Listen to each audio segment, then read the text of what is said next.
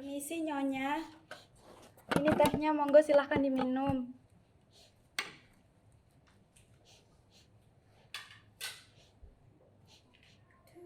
Suwe ora jamu, jam pisan rempah-rempah. Suwe ora ketemu, temu maneh karo Mbak Siti. Suwe ora jamu mas, jamu pisan kembang melati. Suwe ora ketemu, temu maneh nggo tambah kangen.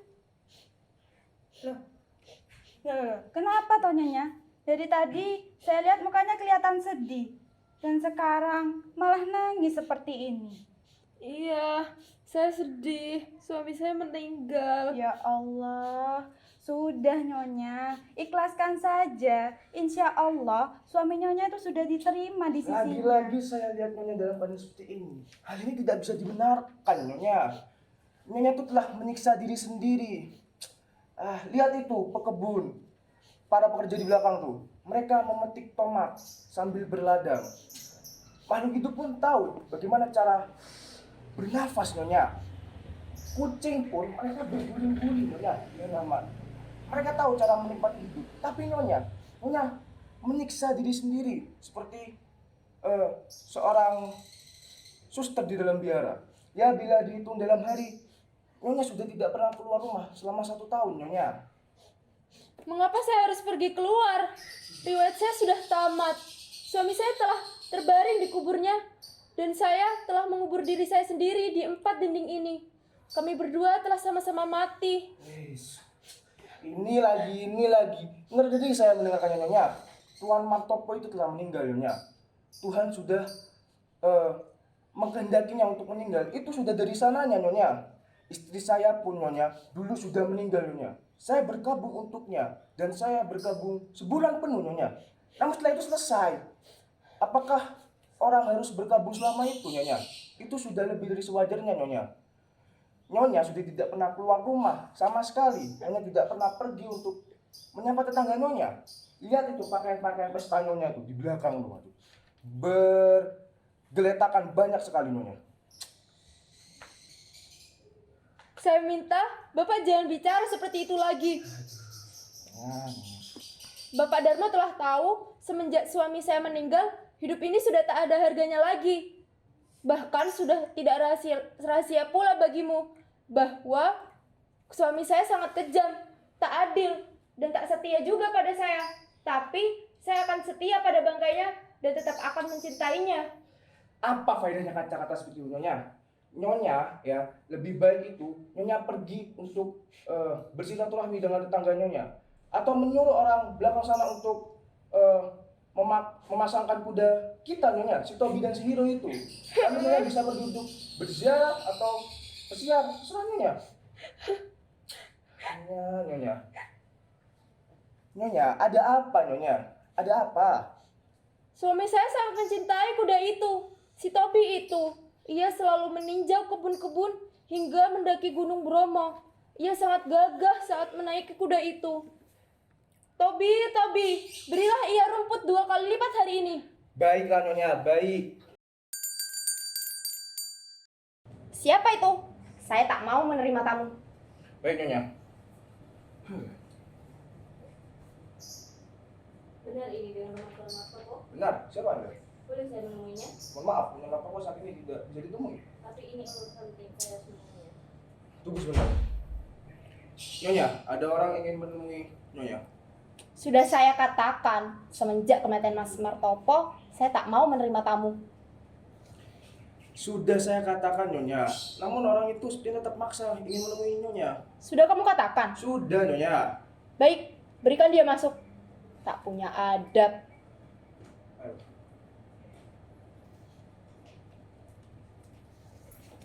Selamat siang Nyonya, saya merasa terhormat untuk memperkenalkan diri saya. Saya Asih, bodyguard Tuan Bilar.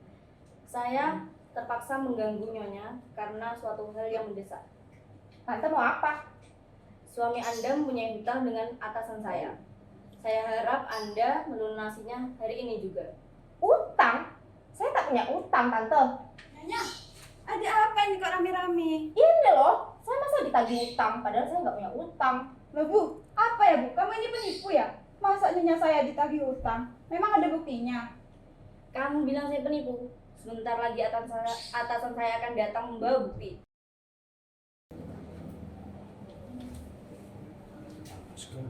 Siapa tuan? Almarhum suaminya ya, dengan beruntung saya bisa bersahabat. Meninggalkan saya sebuah bon yang jumlahnya 20 juta rupiah. 20 juta rupiah? Suami saya utang apa aja tuan? Macam-macam, ada beras, kacang, minyak, kedelai, dan oh ya, rumput-rumput untuk kudanya. Oh iya, Pak Darmo, berilah si Tobi itu rumput 2 kali lipat hari ini. Baiklah Nyonya. Bila Mas Martopo hutang kepada tuan, saya akan membayarnya. Tapi sayang, hari ini saya tidak punya uang. Bendahara saya besok akan datang dari kota dan akan membayarnya. Lagi pula hari ini 7 bulan setelah suami saya meninggal. Saya tidak bernafsu untuk membicarakan masalah uang. Dan saya sangat bernafsu untuk bunuh diri apabila saya tidak bisa membayar hutang untuk bank besok pagi. Mereka akan menyita perkebunan saya. Saya akan membayarnya besok lusa, tuan. Saya tidak menunggunya besok lusa. Tapi hari ini, Tapi apa daya jika saya tidak punya uang? jadi nyonya tak bisa bayar. Tak bisa. Untuk kakak atau nyonya terakhir, Yang terakhir, sungguh-sungguh, sungguh-sungguh, terima kasih. saya sudah cukup jelaskan bahwa bendahara saya besok akan datang dan saya akan membayarnya. Saya tidak datang untuk bertemu dengan bendahara nyonya. Saya datang untuk bertemu dengan nyonya. Demi setan saya tidak peduli. Sesungguhnya lah tuan, saya tidak bisa mendengar bahasa seperti itu dan tingkah laku seperti itu. Saya sudah tidak bernafsu untuk membicarakan ini lebih lanjut. Tuan, saya tunggu di depan.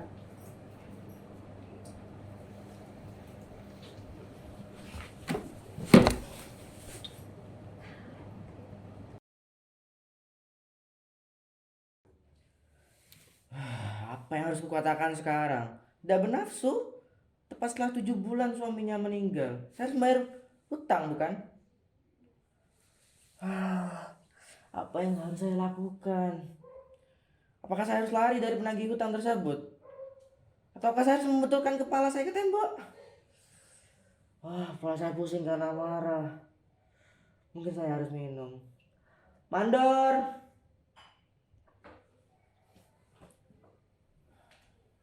Ya, udah apa? Saya minta minum. Bikin repot sih.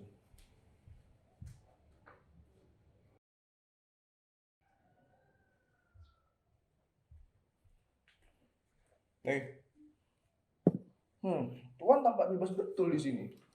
Wah, kau siapa berani-beraninya? Kacau kau, kacau. Aku pergi saja. Tanpa marahnya saya.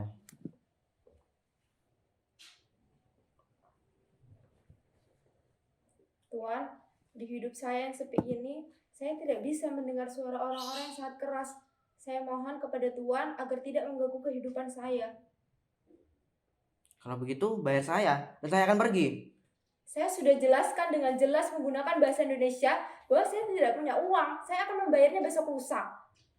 Dan dalam bahasa Indonesia juga, saya menjelaskan. Saya membutuhkannya uangnya sekarang. Bukan besok lusa. Tapi apa daya jika saya tidak punya uang? Jadi kau tak bisa bayar segera. Saya tidak bisa. Maka saya akan duduk di sini sampai besok lusa. Sampai saya mendapat uangnya. Tuan, saya tidak bisa mendengar suara orang keras. Ini bukan kandang kuda. Saya tidak membicarakan tentang kandang kuda. Saya akan bertanya. Saya akan membayar besok, bukan? Tuan, saya mohon jangan bicara seperti itu. Tuan tak tahu bagaimana caranya memperlakukan seorang wanita? Tentu saja saya tahu. Tidak, Tuan tidak tahu. Tuan itu orang kampung, nggak punya adab. Seorang tuan yang terhormat tidak akan melakukan seorang wanita seperti itu. Wah, Nyonya hebat betul. Nyonya tahu bagaimana caranya berbicara terhadap Nyonya dalam bahasa Inggris barangkali? Hey lady, would you like me your beautiful eyes? What a beautiful weather we are having today. Shall we meet again tomorrow? Sama sekali tak lucu. Biadab namanya. Sama sekali tak lucu. Dia ada namanya. Saya tahu bagaimana caranya bicara terhadap seorang wanita. Sepanjang umur saya melihat lebih banyak wanita daripada nyonya melihat burung gereja. Saya pernah mencinta, menderita, menilai oleh cinta. Saya pernah mencinta dengan dahsyat, disiksa oleh cinta, tapi demi setan semua itu telah cukup. Nyonya malang karena selain sebagai seorang wanita. Coba tunjukkan pada saya, apakah Nyonya pernah melihat wanita yang jujur dan setia? Tentu saja tidak. Hanya wanita yang jelek dan tua saja yang jujur dan setia. Tapi izinkanlah saya bertanya. Siapa orang yang jujur dan setia dalam bercinta? Lelaki? Tentu saja lelaki. Lelaki? Lelaki jujur dan setia dalam bercinta. Nah, itu suatu berita yang baru. Lelaki yang terbaik ini mengkhianati saya dalam berbagai banyak kesempatan. Setelah ia meninggal, saya melihat di dalam lacinya banyak sekali surat-surat cinta dari wanita lain. Bahkan saat ia masih hidup, ia sering meninggalkan saya dan tidak setia pada saya, menghambur-hamburkan uang saya dan pergi dengan wanita lain. Memikirkannya saja sudah tidak puas. Apalagi saya tetap mencintainya. Saya akan mengubur diri saya sendiri di 4 dinding ini dan tetap memakai baju hitam ini hingga ke liang kubur saya. Berkabung Nyonya, berkabung. Anda pikir saya ini siapa? Saya tahu kenapa Anda di ruangan ini menggunakan baju hitam yang bagus ini. Saya sudah tahu sandiwara Nyonya ini. Apa? Apa maksud Tuhan berbicara seperti itu? Nyonya telah mengurung hidup Nyonya, tapi sementara itu Nyonya tidak lupa untuk menggunakan bedak di hidung Nyonya. Alangkah lancangnya mulut Tuhan. Saya mohon tidak untuk membentak saya. Saya bukanlah berdarah Nyonya. Saya bukanlah seorang wanita. Saya sudah terbiasa memakan isi hati saya. Maka saya mohon, janganlah membentak. Saya tidak menjerit, Tuhan yang menjerit. Pergi dari sini. Bayarlah saya dan saya akan pergi. Saya tak mau bayar. Nyonya tak mau membayar apa yang sudah menjadi hak saya. Saya tak peduli. Pergi dari sini. Saya bukanlah suami Nyonya. Bukanlah tunangan Nyonya. Maka saya mohon, janganlah membuat ribut. Saya sudah tidak tahan lagi. Tuhan berniat untuk duduk. Saya memang sudah duduk. Dengan hormat, pergilah. Jangan hormat, bayarlah saya. Saya tak sudi berbicara dengan orang biadab seperti Tuhan. Pergi. Pergi atau tidak? Tidak, Tidak. tidak. Pak Dharma, Pak Dharma. Bawalah Tuan Bilal ini pergi. Tuan, mengapa Tuan tidak pergi kalau yang disuruh pergi? Berani-beraninya kau. Kukira sampai lumat kau nanti. Ah, sakit. Di mana Saya Siti? sakit. Siti, Aduh, Siti. Iya Nyonya. Aduh, Ada apa Nyonya? Bawalah Tuan Bilal ini pergi. Keluar kau, jangan ganggu Nyonya saya. Dengan hormat, ajalah sopan sedikit. Engkau itu kasar, kau biadab, engkau monyet. Apa katamu? Apa perlu aku ulangi kataku lagi? Engkau itu kasar, kau biadab, engkau monyet. Atas apa kau menghina saya? Habis mau apa lagi? Tuhan kira saya takut pada Tuhan. Kau kira Nyonya bisa menghina saya tanpa mendapat balasan? Saya menentang Nyonya. lebih air. Ini harus diselesaikan dengan duel. Badak, badak, badak. Jadi kau benar-benar akan menentang duel atau bagaimana? Baiklah. Aku tidak berlatih dalam bertinju, tapi aku mempunyai pistol dari suamiku. Suamiku dulu sering menembak-nembak burung-burung dan tupai-tupai hingga berguguran. Dan hari ini aku akan menembak kepalamu hingga kamu gugur. Oh, pistol. Boleh saja. Dengan gembira aku akan menembak kepalamu. Semoga kamu dimakan setan. Siti, tolong ambilkan pistol. Baik Nyonya, akan saya ambilkan Oh pistolnya. Tuan, kasihanilah saya, seorang tua seperti saya ini. Pergilah, Tuhan telah menakut-nakut saya. Dan sekarang, Tuhan ingin berduel pula. Ya, duel. Itulah persamaan. Oh, Tuhan, pergilah, atau saya akan pergi. Inilah pistolnya Nyonya. Mari kita tembak Tuhan yang kasar ini. Mari, loh. Ada apa ini bawa pistol? Jangan sakiti tuan saya. Kalau ingin berduel, jangan saya saja. Biar saya saja.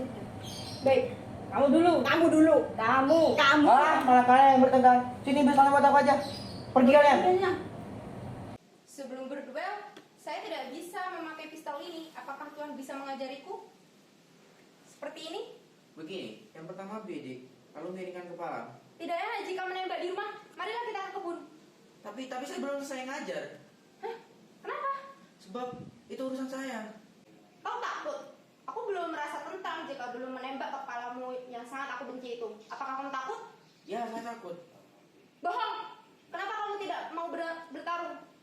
Sebab saya suka pada nyonya. Tuhan suka kepada saya. Berani-beraninya Tuhan berbicara seperti itu. Soalnya saya suka pada nyonya. Mengertikah? Berhenti! Saya benci kata-kata itu. Atau saya tembak. Tembaklah. Nyonya tidak tahu bagaimana bahagianya ditembak di depan pada Berhenti! kepala. Atau akan saya tembak. Ah, saya bingung. Saya kurang mengerti. Saya cinta kepadamu. Jangan pergi. Pergi aja, pergi. Jangan. Aku sampai linu memegang senjata ini. Jangan pergi. Pergi. Jangan. Kemari. Saya cinta padamu. Jangan cium tangan saya.